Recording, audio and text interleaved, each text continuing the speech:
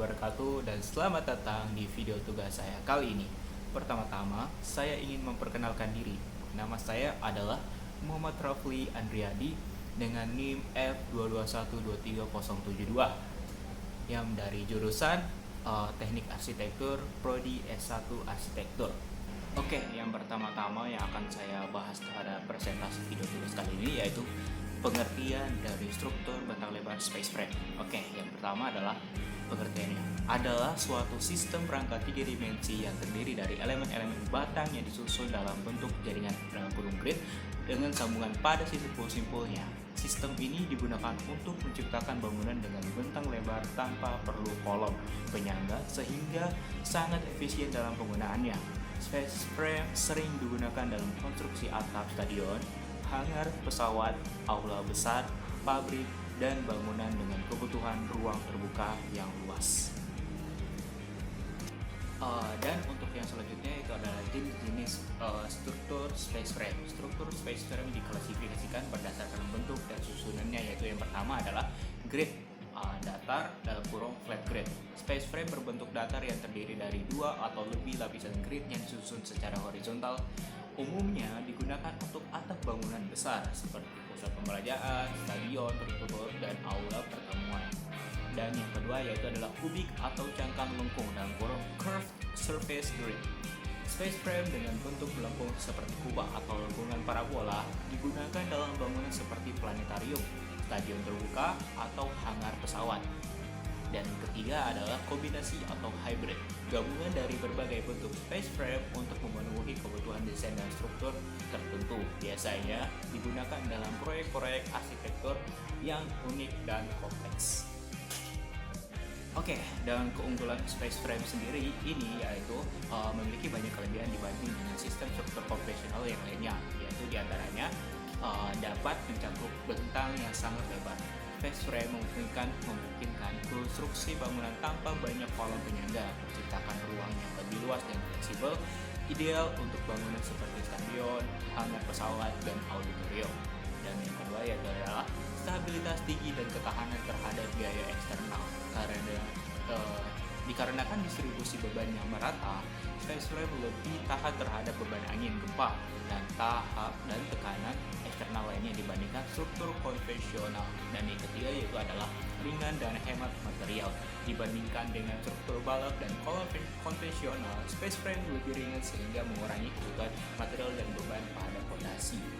Seperti seperti material yang contohnya itu adalah pipa yang dibengkokkan. Nah, dan pada kali ini saya memiliki studi kasus yang saya dapatkan pada tugas video kali ini, yaitu adalah sebuah bangunan yang bernama The Eden Project yang berlokasi di Inggris.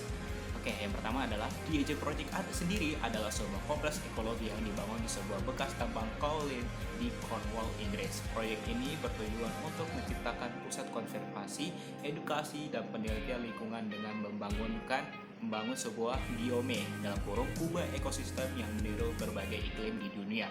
Oke, dan untuk latar belakang dan ide awal di Eden Project sendiri yaitu yang dibangun di bekas tambang kaolin dalam kurung tanah liat putih yang sudah tidak digunakan lagi di Cornwall, Inggris. Proyek ini dimulai pada pertengahan 1990-an dengan tujuan mengubah lahan bekas tambang yang tandus menjadi pusat konservasi, edukasi, dan pariwisata berbasis lingkungan. Gagasan ini muncul dari Tim Smith, seorang mantan produser musik yang kemudian beralih ke proyek-proyek konservasi. Sebelumnya, Smith juga sukses mengembangkan The Lost Garden of Heligan, sebuah kebun bersejarah yang direstorasi menjadi taman botan. Dan untuk pembangunan dan pengembangan di Eden Project ini yaitu dimulai pada tahun 1998 dan di Eden Project yang resmi dibuka untuk publik pada tanggal 17 Maret 2001. Tim Smith berkolaborasi dengan berbagai ahli termasuk Nicholas Grimshaw, arsitek utama terkenal dengan desain inovatif dan penggunaan material berkelanjutan.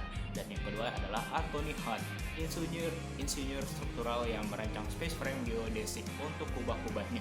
Yang ketiga yaitu adalah Happle Engineers, tim teknik yang menangani aspek teknik dan desain struktur. Oke, untuk konsep arsitektur ini sendiri yaitu adalah The Eden Project terdiri dari dua biome utama yang meniru berbagai ekosistem. Yang pertama adalah Tropical Biome, hutan hujan tropis terbesar di dalam ruangan di dunia. Yang kedua adalah Mediterranean Biome, menampilkan tanaman dari iklim kering seperti Mediterania dari Afrika Selatan dan California. Kubah-kubahnya terbuat dari struktur space frame geodesic menggunakan EPFE dalam kurung ethylene terephthalate, material transparan yang ringan dan tahan lama. The Eden Project menjadi simbol keberlanjutan arsitektur modern, memadukan teknologi inovatif dengan tujuan ekologis, menjadikannya salah satu proyek konservasi dan pariwisata terbesar di dunia.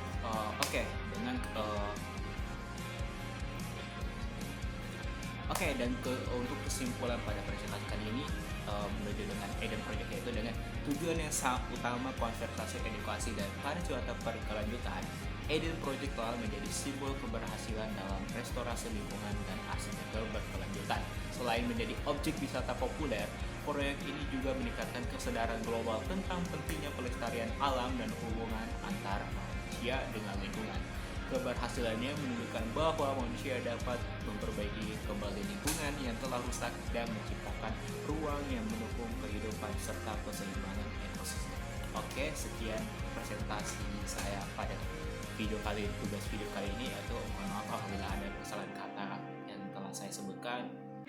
Sekian, wassalamualaikum warahmatullahi wabarakatuh, dan terima kasih.